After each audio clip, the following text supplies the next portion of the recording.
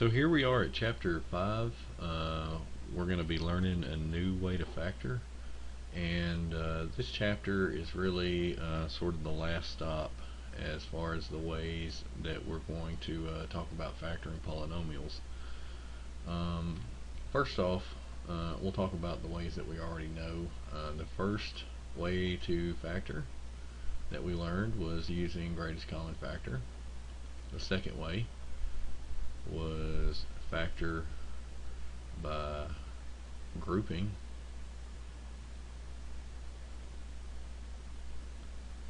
Third, the difference of squares.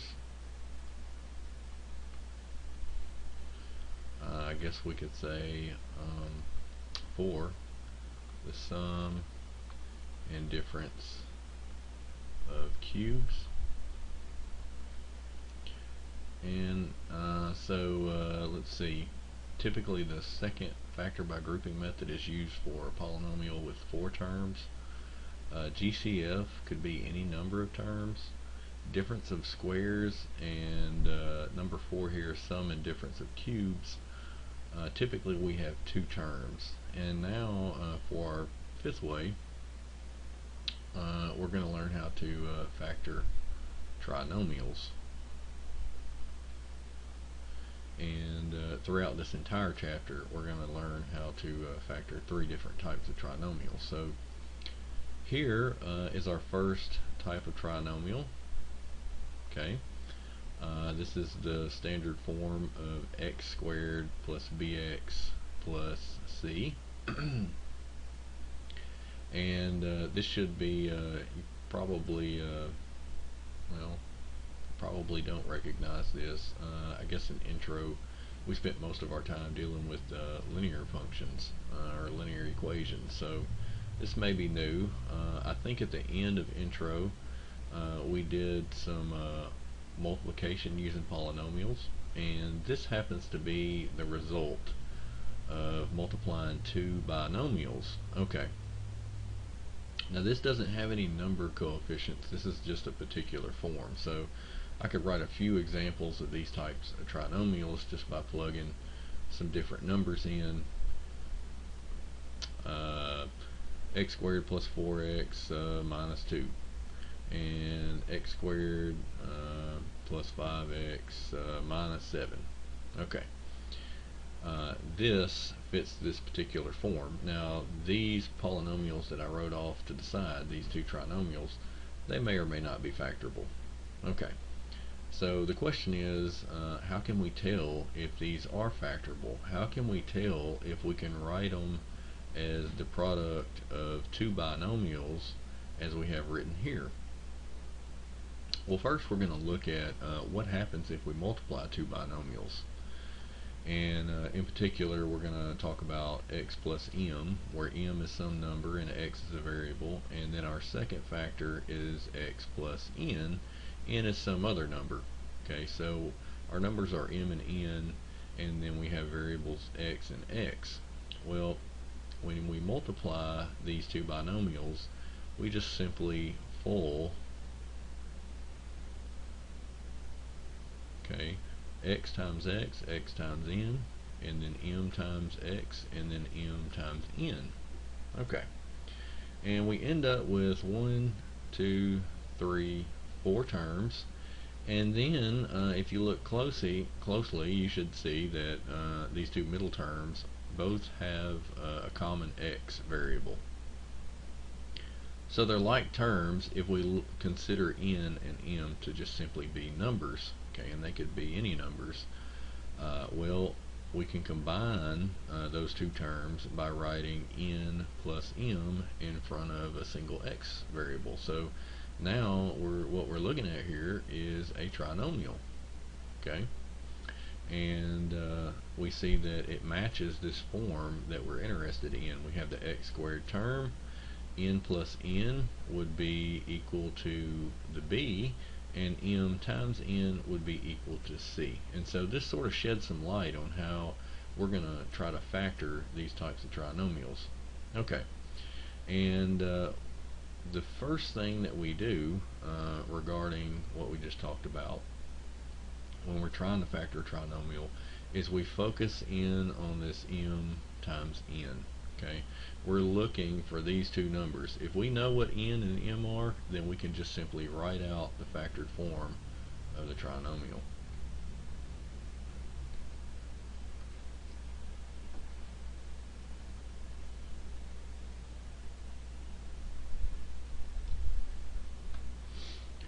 Okay, so if we look at the bottom of the page, example 1, 2, 3, and 4, well, there's a lot of talk about positive, negative numbers, adding, subtracting, and whatnot.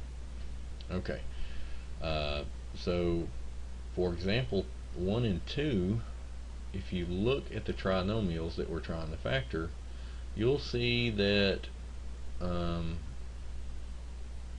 aside from the signs, the numbers match. We've got 5 and 5 in front of the x, and we have a plus 6 in both cases. Well, the first thing that you do when you're trying to factor a trinomial like this is you look at the c, the 6, and you figure out the factor pairs that multiply to give you a 6. So that would be 1 and 6 and 2 and 3, and those are the only ways to multiply two numbers to get a 6. And so you can see here in the workbook we've picked out 2 and 3. So the question is, why did the workbook ignore the 1 and the 6? Well, these pairs have to satisfy another condition. And if you'll look back up above, you'll see that we said that m times n has to be 6. And that's what we have here. We have 2 and a 3.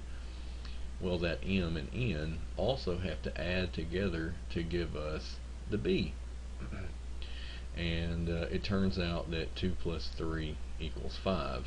So what is all the talk about the positive and the negative signs? Okay. Well, there's actually two other ways that you could get a positive 6. And we want to consider the sign too when we pull out the c. So we look at the trinomial and we see that c is a plus 6. We write that down, and then we say, well, we could have a plus times a plus 6, plus 1 times plus 6. We could have a plus 2 times a plus 3. And then there's two other ways that are kind of subtle. A negative 1 and a negative 6 also gives us a plus 6. So there's actually two other combinations, and then a negative 2 and a negative 3. Well, so why did we ignore these? Well, if you look at your the sign of your b, we have to add two numbers, this is m and n, and get a positive number, and we cannot do that with a pair of negative numbers. So this plus sign tells us that both of these numbers of each pair is positive, and then this plus sign tells us that both numbers, both m and n, have the same sign. And then this plus tells us they are positive. Okay. Now, if you've laid out all of the factors of 6 and you can't find a pair of numbers that add to give you this b and match the sign and the number, then the trinomial's said to be not factorable, or you can call it prime.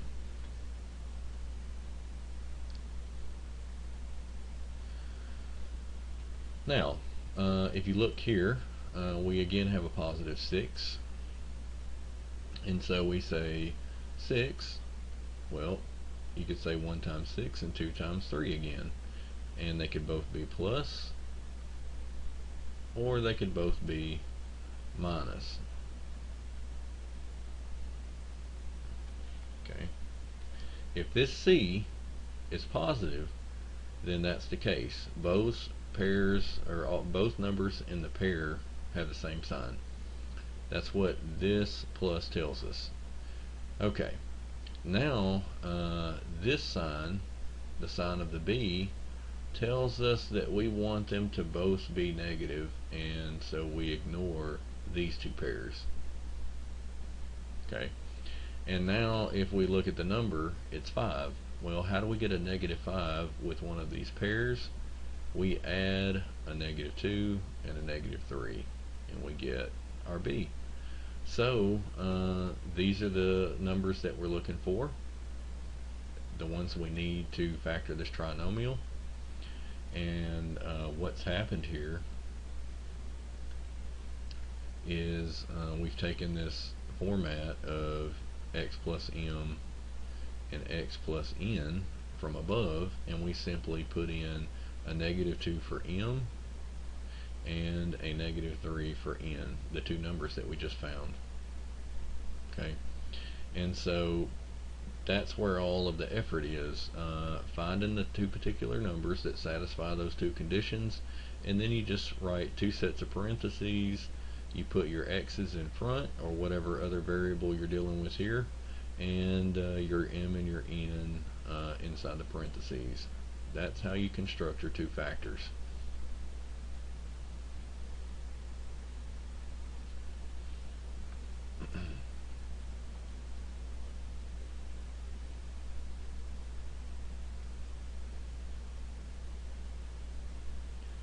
Okay, and so what this page is doing is it's just simply laying out all the different combinations that we could run into with the signs. Okay, there's 4 different combinations. We can have a plus for C and a plus for B. We can have a plus for C and a minus for B. And now we're going to look at the situation where they're both minus, or C is minus and B is plus. Okay, so what's happened here is we've had a negative C, negative 21. There's 4 ways you can multiply a pair of numbers and get a 21, and I'm simply writing them out here.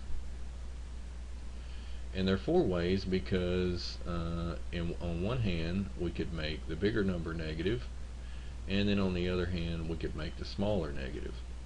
Okay, so 1 times a negative 21 gives us a negative 21. 3 times a negative 7 gives us a negative 21, and then we could just simply flip the signs around. A negative 1 times a positive 21 will give us the same result. Now, which one do we go with? Well, what we're going to do to sort of narrow it down from these 4 combinations here is we're going to look at our sign in front of our B. It's negative. That tells us that the sign of the bigger number needs to be negative. Sign of the bigger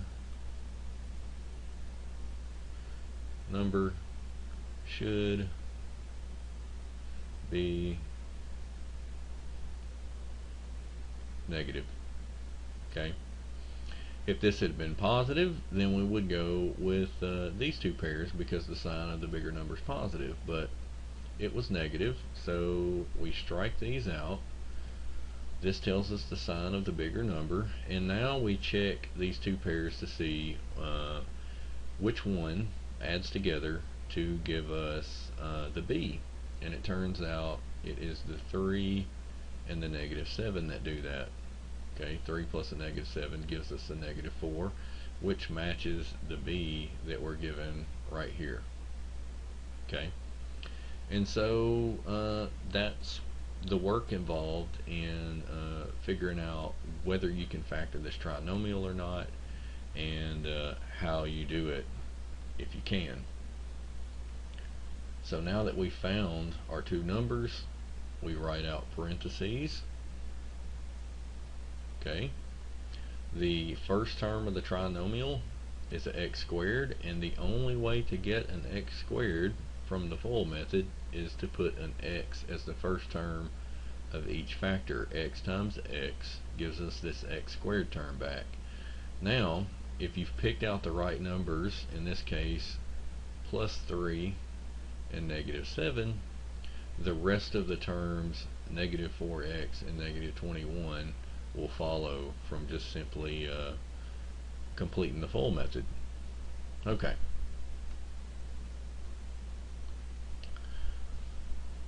So this sign tells us, this sign of the C tells us that the M and the N are going to have different signs. One's going to be plus, the other one negative. The sign of the B tells us the sign that the bigger number has to be. Okay, so apparently when I scanned the pages of this chapter, it left a couple out. And so instead of doing the next few examples on that page, I have to go with some of the practice problems. Okay, and here we have some trinomials in the practice problems that fit this first trinomial form that we were just talking about. Okay, x squared plus bx plus c. Okay, these other ones cannot be factored with the technique that we just discussed. So I'm going to factor a few of these. The first one, we have x squared plus 17x plus 20. Okay, what we need to do is write down our c plus 20, and then we need to say how many different ways are there to multiply two numbers and get a 20. We have 1 and 20, 2 and 10, and 4 and 5. Okay, this plus tells me that the 1 and the 20, 2 and the 10, and the 4 and the 5, the numbers in the pairs are going to have the same sign. So they could either both be plus or they could both be minus. Now, instead of writing out two pairs, one for each combination, I'm just simply going to look over here and note that we have a plus. So a plus number for a B tells me that they are both positive. Okay, so I put plus, plus, plus, plus. It's not actually not necessary, but at this point I want to figure out if any of these three combinations add to give me a 17. So I say add 1 plus 20 equals 21, but that does not equal B. 2 plus 10 equals 12, that does not equal B.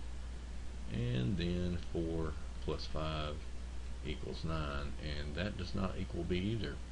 And so the conclusion that we make, since none of our pairs worked, we say that this is a prime polynomial. It can't be factored.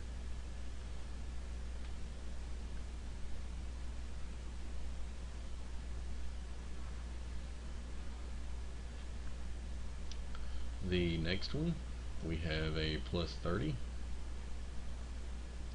and so we write 1 times 30, 2 times 15, 3 times 10, and 5 times 6.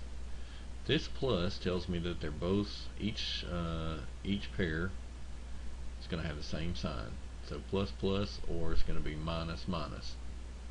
Alright, we look over here to see what the sign of our B is, and that tells us that both will be negative. Minus minus, minus minus. Okay, so these are the only four possibilities. If none of these pairs add to give us B, then this trinomial will also be prime. So we say negative 1 plus negative 30, and we get a negative 31. So this M and N does not factor our polynomial. What about the next pair, negative 2 and negative 15? We have a negative 17, and that does not match our b either. Okay, neither one of these equals negative 13. So we keep looking, and the next one that we come to, negative 3 plus a negative 10, they do add to give us a negative 13. And so these are our magic numbers, you could say. These two numbers allow us to factor this trinomial. Okay, so we can write x squared minus 13x plus 30 is equal to these two factors. Our variable is x, so we write x and x as the first term of each factor, and then we just simply insert our numbers with their signs, negative 3 and negative 10. Okay. If you ever think that maybe you made a mistake and you didn't pick the right numbers, well, if we think that we factored this trinomial, then all we have to do to check ourselves is apply the full method. So we say x times x is x squared, x times negative 10 is a minus 10x, negative 3 times x is a minus 3x, and then a minus 3 times a minus 10 is a plus 30. And then we combine the like terms in the middle, and we end up with our original trinomial. So our two factors check out.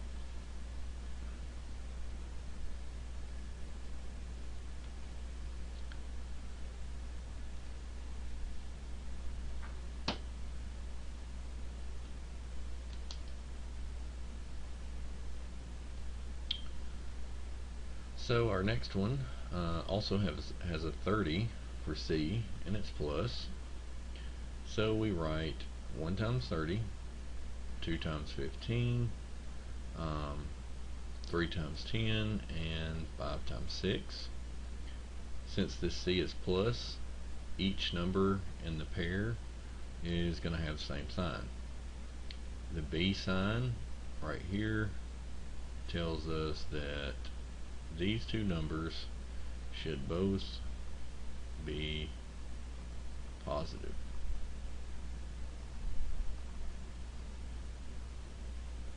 Okay, so they're both plus. Okay, and we don't really need the plus there to show us that. I'll write it anyway. All we want to do now is add each pair. 1 plus 30 is 31. 2 plus 15 is 17. 3 plus 10 is 13. And 5 plus 6 is 11. And so none of these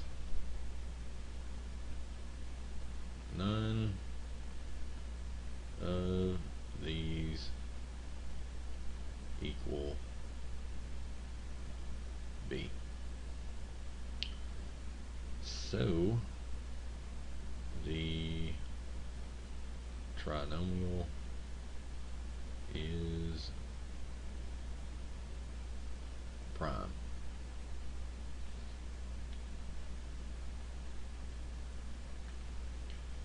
Alright, we'll do one more, and then we'll move on to sort of a different kind of trinomial. Notice that these first 6 match this form that we were first talking about. Specifically, the A is a 1. And all of these we simply have as a first term, our square term, x squared, x squared, x squared. And then down here below you can see that we start to move into a different type of trinomial where A is no longer just simply 1, it's some other number. And what we're going to learn next is a method called the AC method, and that will allow us to factor these types of trinomials. Okay, but with this basic type we simply just pick out our C, negative 12. We write out the different combinations as to how to factor 12. And then we say 12 is a negative, so that means that the numbers in our pairs are going to have opposite signs. So we look over here at the b and we see that it's negative, and that tells us the sign of the larger number of each pair. So larger number is negative. So minus, minus, minus in front of the 4, 6, and the 12. Next, we add each pair, and we try to figure out which pair gives us b. So 1 plus a negative 12 equals negative 11. 2 plus a negative 6 equals negative 4. And finally 3 plus a negative 4 gives us the negative 1, which matches b. And so at this point we can simply write out to the side x squared minus x minus 12 is equal to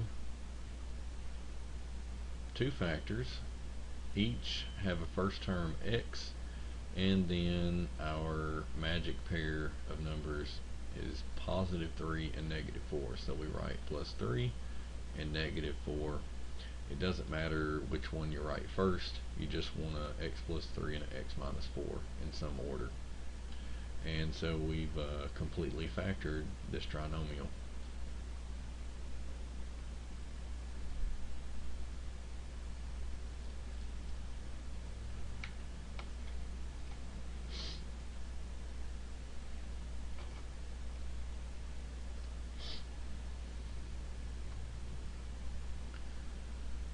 So that brings us to the AC method.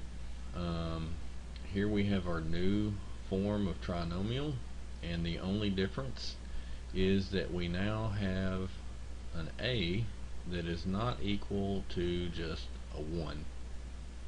Alright, so our first example of such type trinomial is 12x squared plus 17x minus 5.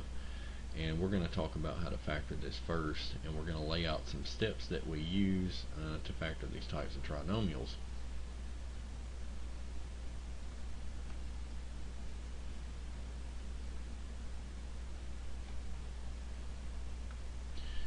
Now, the first step, simple. We simply pick out the a and we pick out the c. Okay, a is always the number in front of our squared term, and so we bring it down, and then c is our number, our constant term in the polynomial, the term that doesn't contain a variable, negative 5. So we bring that down and we say 12 times a negative 5, and this is why we call it the AC method, because our first step is we multiply a and c together and we get a negative 60. And so this negative 60 is going to be used as the c was in the previous method. We now want to find an m and an n that equal this AC, this negative 60. So in step 2, what we have written here is a negative 60, and we've wrote out several different ways to factor 60. 1 and 60, 2 times 30, 3 and 20, 4 and 15, 5 and 12, and 6 and 10. And then, as we always do, we simply look back up here and we say that our b is a plus. And so you can see that we've taken the bigger number of each pair and made it positive, and then the smaller number negative. And the reason that these two numbers have to be different signs is because this is a negative 60. So the only way to multiply and get a negative number is to say a minus times a plus, or a plus times a minus. So there are some similarities between the AC method and our previous method.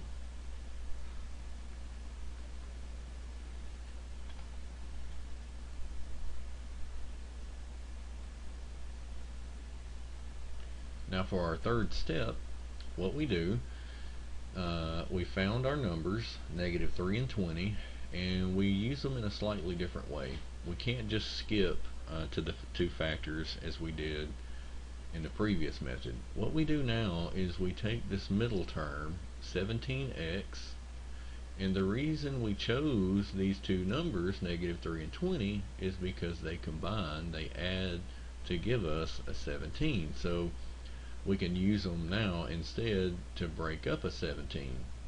So the 12x squared, the first term, it stays the same, and a 17x is rewritten as a minus 3x plus a 20x, and then the negative 5 is written off to the end. So we've only used our two numbers, use m and n, to break up the middle term, the b term. Okay. So you notice that now that we've done that, we have 1, 2, 3, 4 terms, and that should throw up a flag in your mind that tells you you should consider factoring by grouping, and it turns out that that is what step 4 involves. Now that we've broken up the middle term and have 4 terms, we can group these into 2 groups. From the first group, we can take out a 3x as a greatest common factor. We divide that out of the 12x squared and the minus 3x, and we get a 4x minus 1. Likewise, the second group, we factor out a 5, and we're left with a 4x again and a minus 1. So we have factors that are common to both of these groups that we've made. And so what we do is we copy that down as we normally do with the greatest common factor. We write it once, and then off to the side we write parentheses, and we simply put what remains once we divide out the 4x minus 1, which leaves a 3x and a plus 5, and so that's what you see here written as the second factor.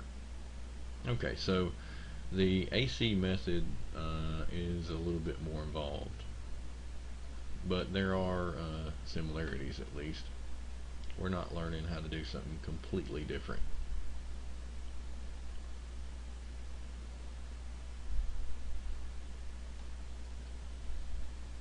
Okay, so step 1, example 17, we pick out the A and we pick out the C and we multiply them.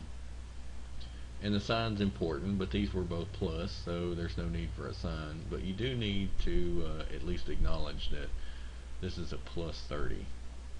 So in step 2, we know that our m and n are going to have the same sign. So we've got 1 and 30, we've got 2 and 15, we have 3 and 10, and then 5 and 6. 4 pairs. Okay. So what we do now is we look back up here at our original trinomial and we say the b is a plus. So we say for our pairs, the larger number is positive. Or, no, I shouldn't say that because they both have the same sign.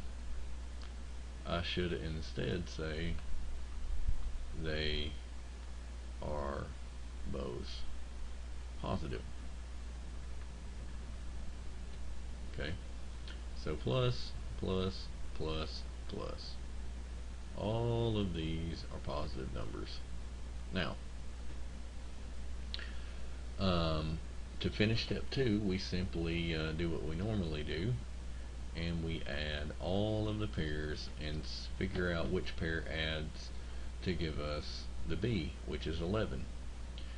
Well, we have 3 plus 10, and that's 13. So 3 and 10 do not work because 13 is not equal to 11.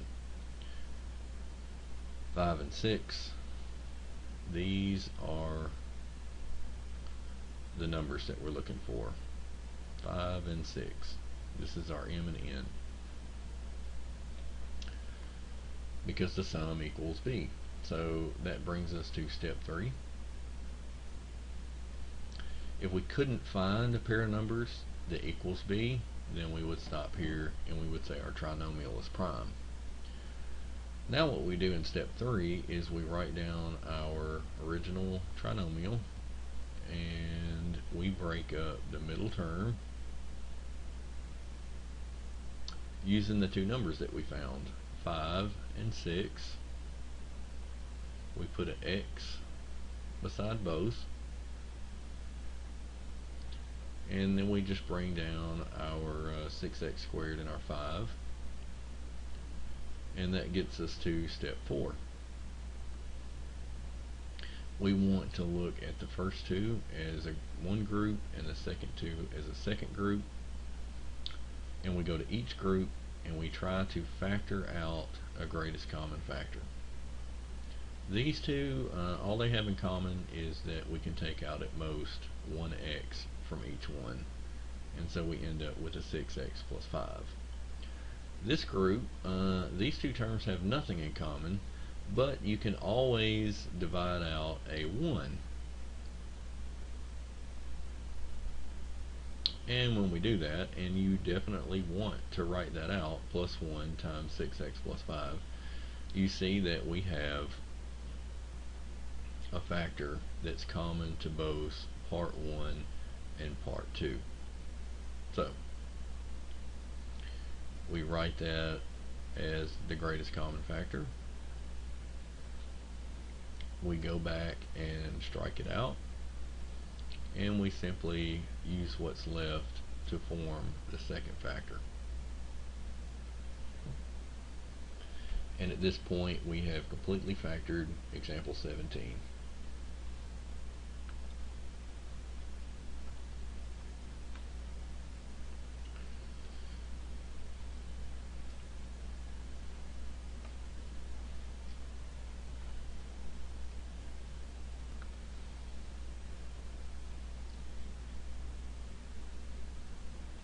So example 18, step 1, we pick out a and c, 8 and minus 3. It's important to pick the signs with the numbers. We multiply those and we get negative 24.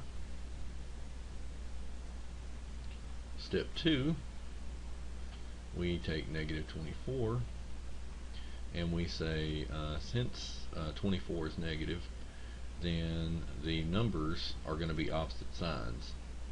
So we'll go ahead and write 1 and 24, 2 and 12, 3 and 8, and 4 and 6.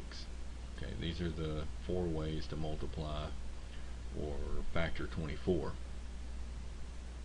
Now, which one is going to be negative and which one's going to be positive? We look up here and we see that b is negative.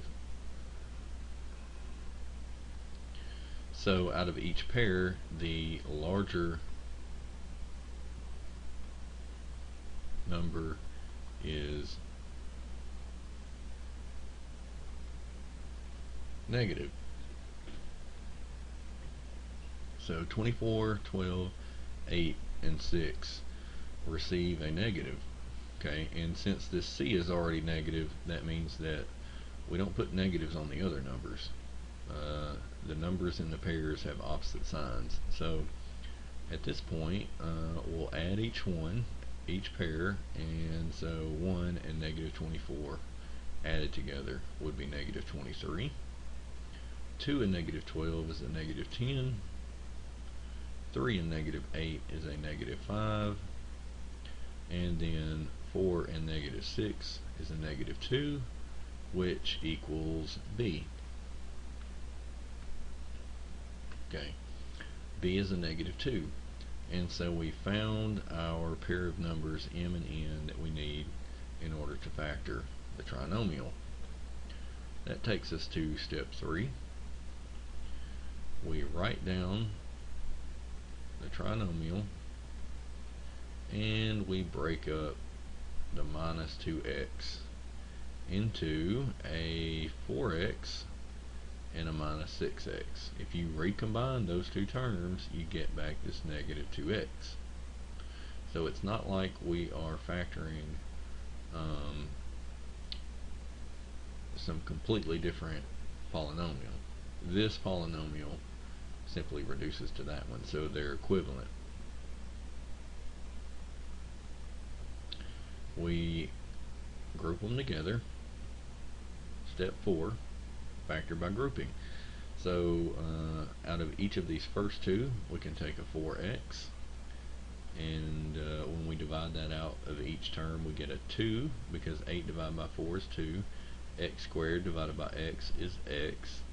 4x divided by 4x here would just leave us with a 1. And then our second group, we divide by negative 3, and we're left with a 2x and a plus 1 again.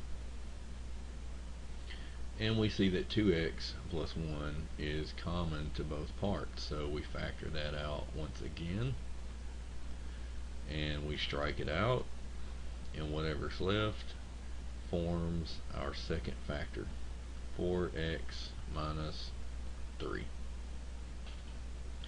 And we have now completely factored example 18.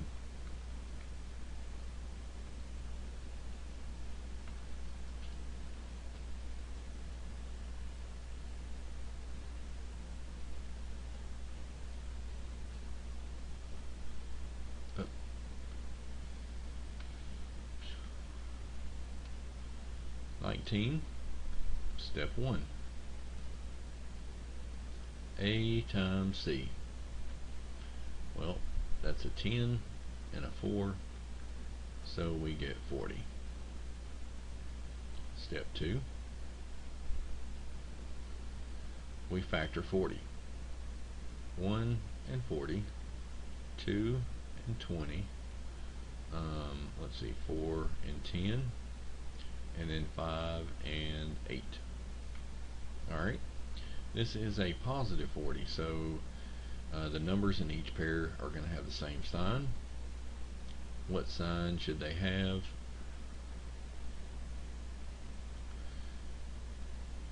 Both are negative. Minus, minus, minus, minus. And so we've got the signs fixed. We've got our pairs. Now we take each pair and we add them together. We get a minus 41, which we're looking for a minus 13, B. Negative 2 and negative 20 gives us a negative 22. Negative 4 and negative 10, negative 14. And so finally, negative 5 and negative 8 give us negative 13. And this equals B.